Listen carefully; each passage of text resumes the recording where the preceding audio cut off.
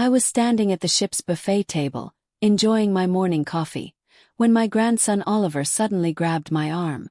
His voice trembled. "Grandma, leave the liner. Now." The words made my hand freeze halfway to my lips. I turned to look at him. His face was pale, his brown eyes wide with fear. I had never seen Oliver look like that, not even when he broke his arm as a boy. Before I could ask what he meant, I noticed someone standing across the deck. Tall man, dark hair slicked back, and a long, deep scar running from his right ear to the edge of his jaw. He wasn't looking at the ocean. He was looking at me. "My name is Margaret Callahan. I'm 68 years old. I'm retired now, but I worked as a school librarian for almost 40 years. After my husband Robert passed away 2 years ago, I felt empty. For months, my life was just quiet rooms, old books, and tea that went cold before I finished it. The cruise was supposed to be my gift to myself. My finally living trip. I had saved for years, clipping coupons, putting aside a little from each pension payment, until I could afford one of those big, shining cruise liners that look like floating cities. When I told Oliver, my only grandson, about it, he begged to join me. "One last summer before college, Grandma," he had said, smiling that boyish smile. "It'll be fun. We'll make memories." How could I say no? The first day was perfect. The sun was warm, the ocean stretched like a blue blanket, and there was more food than I could eat in a lifetime. But even then, Oliver kept glancing over his shoulder, scanning the crowds like he was waiting for someone to jump out. When I asked, he just said, "Just keeping you safe, Grandma." Sounded sweet at the time. Now it felt strange.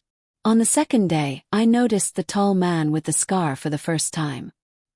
He was leaning against a railing near the pool. At first, I thought he was just another passenger, maybe one who enjoyed people watching. But later that day, I saw him again, in the breakfast lounge, a cup of coffee untouched in front of him. And again that evening in the theater, sitting 3 rows behind us. I told myself it was a coincidence. After all, there were thousands of passengers on this ship. People bumped into each other. Still, my stomach had started to feel tight, like a knot I couldn't untangle. This morning, though, was different. Oliver didn't just scan the room. He grabbed me. His fingers were cold and strong. His voice was low, but each word was sharp. "Grandma, leave the liner. Now." "What? Why? We're in the middle of breakfast." "Please," he whispered, cutting me off. "Trust me." Before I could answer, the tall man took a step closer. Not much, just one step. But it was enough to send a chill through me. He wasn't smiling. His eyes were flat, unreadable, like glass. Oliver guided me away from the buffet, down a quiet hallway. My heart thumped so hard I could hear it in my ears. We passed the gift shop, the casino entrance, and then he pulled me into the ship's laundry room. It smelled of detergent and hot steam. A washing machine hummed in the corner. Oliver shut the door and turned the lock. "What on earth is going on?" I asked, my voice shaking. "Oliver, you're scaring me." He leaned close, glancing at the small round window in the door. "That man, the one with the scar," he whispered. "He's here because of you. Because of me." I almost laughed, but it came out wrong. Too high, too nervous. "I don't even know him." Oliver's eyes were serious. "Grandma, you have to believe me. We're not safe here. He's been following us since we boarded." Felt dizzy. The floor seemed to tilt under me, though maybe it was just the ship swaying. But why would anyone follow me? I'm nobody. I'm a retired librarian. Oliver opened his mouth like he wanted to explain, but then his gaze darted to the laundry room window again. His whole body went tense. "He's outside," he mouthed. I turned my head slowly. Through the glass, I saw movement, the edge of a dark jacket, the faint outline of a face I now recognized too well. The scar seemed sharper in the fluorescent light of the hallway. Oliver's grip on my hand tightened.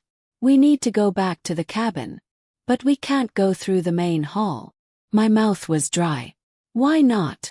"Because that's where he'll be waiting." Something inside me wanted to scream, to run to the captain, to make a scene until someone helped us. But another part, the quieter, heavier part, told me that if this man had followed us for 2 days without being stopped, maybe the crew wouldn't help at all. We waited until the shadow outside the window disappeared. Then Oliver cracked open the door, peeked out, and motioned for me to follow. We took a different route back, going through crew-only passages that smelled of metal and oil.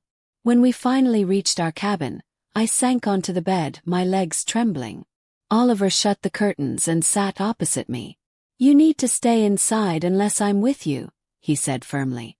"Oliver, I'm not a prisoner," I tried to joke, but my voice wavered. "I'm serious. Please, Grandma. Just trust me." I didn't answer right away. Outside, the ocean rolled endlessly. Inside, my mind rolled too, with questions I couldn't stop asking. Who was that man? Why was he watching me? And why, deep down, did I already feel that Oliver was hiding something I might not want to know? That night I barely slept. Every creak of the ship, every soft footstep in the hallway made me sit up. At some point I thought I heard a knock on our cabin door, but when I checked, no one was there. I told myself it was just the wind, but in my gut I knew better. The next morning, Oliver insisted we have breakfast in our cabin. "It's safer here," he said, already pulling the curtains tight before I could protest. Hated it. I loved the ship's dining hall, the smell of fresh bread, the sound of clinking plates, the wide windows showing nothing but sky and sea. But I let him have his way. Still, I couldn't pretend nothing was wrong. The image of that scarred man standing outside the laundry room window was stuck in my mind, sharp as broken glass. I kept asking myself, who was he? Why me? "Oliver," I said after a while, "you need to tell me the truth. Why do you think this man is following us?" Oliver didn't look at me. He was buttering toast like it was the most important task in the world. "I'll tell you everything," he said finally. "But not now. Not now." Those 2 words made me feel both angry and scared. If there was danger, why wait? When Oliver left to get more juice from the hallway service cart, I sat on the bed and thought about Robert, my late husband. He'd been a calm man, patient, with a love for crossword puzzles and gardening. We had lived a simple life. As far as I knew, we had no enemies. But then I remembered something. A strange phone call Robert had received about a year before he died. I'd picked up the phone, and the man on the other end had asked for Robert by his full name. Robert Callahan, former partner in the Callahan Hughes firm. I had told him Robert wasn't available. The man had hung up without another word. It had seemed like nothing at the time. Now it felt like a small piece of a puzzle I didn't know I was solving. Later that morning I decided to go to the deck for fresh air. Oliver protested, but I told him I needed to stretch my legs. "We can't spend the whole trip hiding in here," I said. He reluctantly agreed, but followed close beside me. The sea was endless and beautiful, the kind of view that made you forget your troubles. But I didn't forget. Not when I spotted him again. The scar-jawed man. He was standing near the railing, pretending to read a brochure. But his eyes were on me. "Oliver," I murmured, trying not to move my lips. "I see him," Oliver replied, his voice low. "Don't look at him. Let's go." We turned to leave, but before we could take 2 steps, another passenger bumped into me. A young woman with a red scarf. She mumbled sorry and kept walking. It was nothing unusual, except that when I looked down, I saw an envelope in my hand. Plain white envelope. No name. No stamp. I slipped it into my jacket pocket before Oliver noticed. Something in me told me to keep it secret. We returned to the cabin, and when Oliver went to shower, I locked myself in the bathroom and opened the envelope. Inside was a single photograph. It was me, standing at the ship's railing, looking out at the ocean. The picture was taken from behind, but my hair, my dress, they were unmistakable. On the back, in neat black letters, were the words, "Don't get off at Nassau." My hand trembled. We weren't even scheduled to stop at Nassau until the next day. How did this person know our itinerary? Why warn me? I slipped the photo back into the envelope and hid it inside my travel bag. I didn't know if I could trust Oliver with this. Not yet. That evening, we walked to the ship's small theater for a comedy show. I thought maybe it would take my mind off things, but when the lights dimmed, I noticed a shadow move in the aisle. A man was standing there, just far enough to be hidden from most people's view, but I knew that silhouette. The scar was barely visible in the low light, but it was him. Halfway through the show, Oliver leaned over and whispered, "We need to go." He sounded calm, but I could feel the tension in his arm. We slipped out before the end and took a back hallway toward our cabin. As we turned a corner, Oliver stopped dead. The scar-jawed man was at the far end of the hallway, just standing there, not blocking the way, not moving, just staring. Oliver stared back. It wasn't a normal look. There was something like recognition in it, like they knew each other. Neither spoke. The hallway felt too small for the three of us. Finally, Oliver took my hand and walked us away without a word. We didn't speak until we were behind our locked cabin door. "Oliver," I said, "do you know him?" He shook his head too quickly. "No."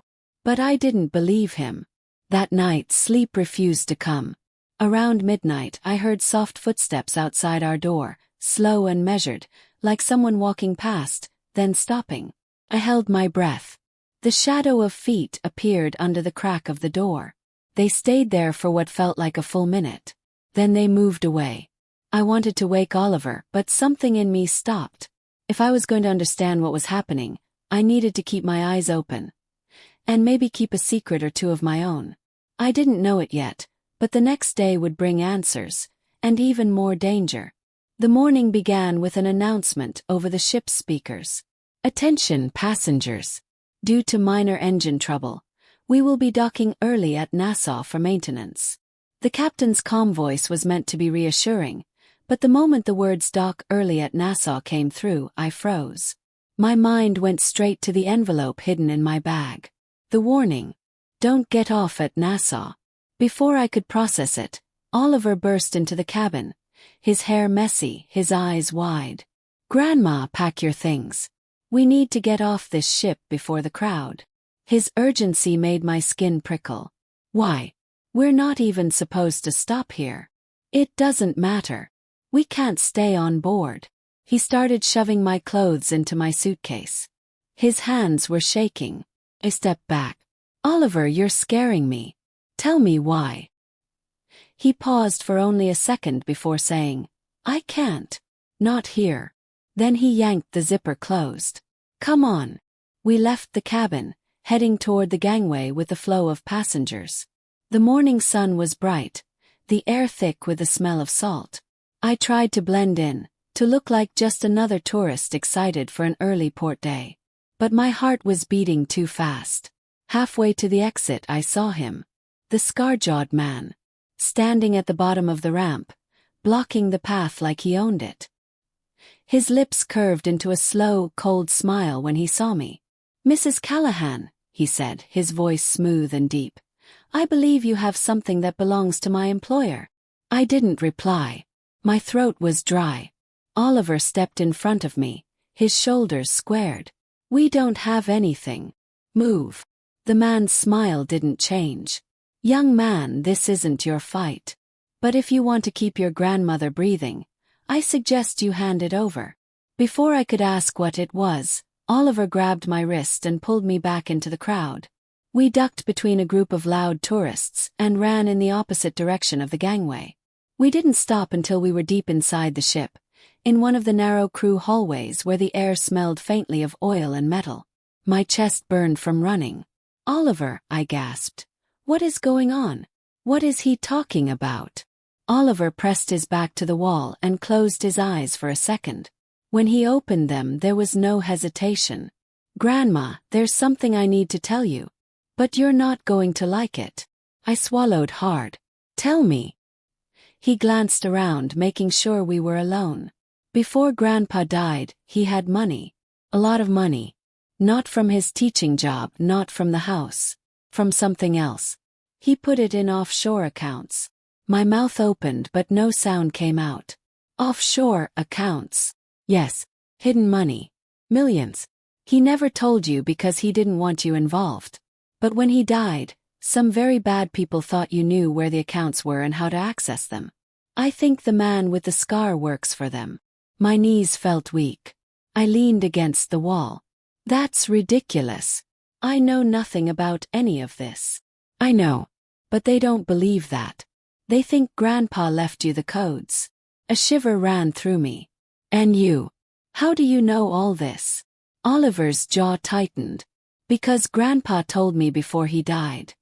He said, if something happens to me, protect your grandmother. I didn't know what it meant until I started getting strange messages online. Then I saw a picture of that scarred man on a private forum. They called him the Collector. He's the one who finds people who owe money or information. My stomach twisted. So you knew we'd be in danger on this trip? Oliver hesitated. I didn't know for sure. But when I saw him on the ship the first day, I knew it was about Grandpa. I thought back to the envelope. The warning not to get off at Nassau. Was it from the scarred man? Or from someone else trying to help me? Before I could ask, we heard footsteps in the hallway. Oliver grabbed my arm and pulled me into a supply closet.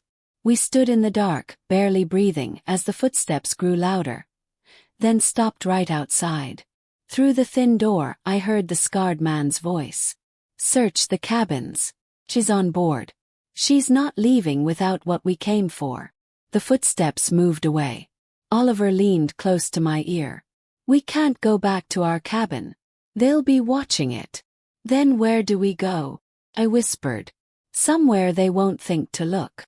We moved through the ship like shadows, avoiding main hallways, slipping into side passages, and using service elevators meant for staff. At one point we passed 2 uniformed crew members, but the way they looked at us made my stomach turn.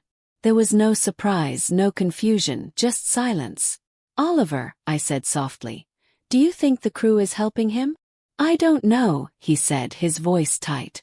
But we can't trust anyone. By the time we reached a quiet corner of the ship near the storage rooms, my legs ached. I sat on an overturned crate. We can't keep running forever. What do they even think I have? Oliver looked at me for a long moment, then pulled a small black pouch from inside his jacket. This. I stared at it. What is that? Something Grandpa left me. I think it has the codes. I've kept it hidden since the funeral. They've been after it ever since. I stared at the pouch in his hand. In that moment, I realized my life had just shifted into something I didn't recognize. I wasn't just a grandmother on a cruise anymore. I was the target in a game I didn't understand. And judging by the sound of boots echoing down the hallway, the game was about to catch up with us. The captain's voice boomed over the intercom, calm yet strained. Attention passengers, please remain seated. We're experiencing temporary technical difficulties. But I could feel it. This wasn't technical. The ship had slowed to a crawl, and the air was thick with something unspoken. Lucas's grip tightened on my hand as we made our way down to a quiet storage corridor, one I had never noticed before. It smelled faintly of diesel and salt water. Grandma, he whispered, you can't let them see you here. Not yet. I crouched behind a stack of crates as Lucas slipped through a heavy steel door marked crew only. My heart thudded so loud I feared someone would hear. Minutes later, muffled voices echoed through the hall. I recognized one immediately. Smooth, calculated, a voice I'd heard over breakfast just yesterday. It was Mr. Fallon, the wealthy philanthropist, who had been so charming on deck. She's not a problem, Fallon said. The old woman doesn't suspect a thing. We'll dock at our special stop tonight and move the cargo. No witnesses. My blood ran cold. Cargo. No witnesses. My mind scrambled to piece it together. Was I the old woman he was talking about? Then another voice, a woman's, answered sharply. The boy's the problem. He saw us switch the manifests. If he talks. I didn't hear the rest because Lucas suddenly reappeared, face pale, eyes darting. We have to go. Now. We moved quickly toward the lower decks, the sound of hurried footsteps following us. The narrow metal stairs groaned under our weight. Lucas shoved a keycard into a hidden panel and pulled me into a dim maintenance tunnel. "What's going on?" I hissed. He finally told me. Fallon and his people were using the cruise liner as cover for smuggling stolen antiquities. Lucas had stumbled on them swapping passenger lists and cargo records. They planned to offload everything at a secret port before sunrise, and anyone who knew too much would disappear overboard. Before I could reply, the tunnel shook violently. An alarm blared, bathing us in flashing red lights. "They know we're here," Lucas said, voice trembling. "Grandma, this is where we decide. Run now or fight back." I stared at him, my heart hammering, and realized something. I'd spent a lifetime being careful, polite, quiet. But tonight, I wasn't going to be quiet. The entire cruise ship was in chaos. Passengers who had laughed at me earlier were now desperately trying to push toward the lifeboats. The crew shouted orders over the blaring alarm, but the panic made people clumsy and slow. James held my hand tightly as the lifeboat lowered. My heart pounded, not from fear, but from the shock of how close we had come to disaster. Through the darkness, I saw the massive cruise liner tilting, water swallowing its lower decks. We drifted a safe distance away, shivering in the cold night air. Then I heard the deep, terrifying groan of metal bending under pressure. In seconds, the ship's lights flickered once, twice, then went out completely. The liner was gone, swallowed by the ocean. I stared at James. How did you know?" I asked, my voice trembling. He hesitated, glancing at the other survivors huddled in the boat. Then he leaned in close and whispered, "I overheard the captain on a secret phone call before the trip. He said the ship's engine had a serious fault and that they were gambling it could finish the voyage without repairs. I didn't want to scare you until I was sure." Tears filled my eyes. I had thought I was protecting my grandson by trusting him. But in truth, he had been protecting me all along. Days later, after we were rescued and brought back to shore, I read the headlines. "Cruise company faces lawsuit after mechanical failure sinks luxury liner." Investigations revealed the truth. Corruption, negligence, and greed had caused the tragedy. James became a hero in the media, but to me he was more than that. He was the boy who saved my life because I chose to believe him when no one else did. And every time I think back to that night, I remember his voice, calm, urgent, and filled with love, saying, "Grandma, leave the liner. Now."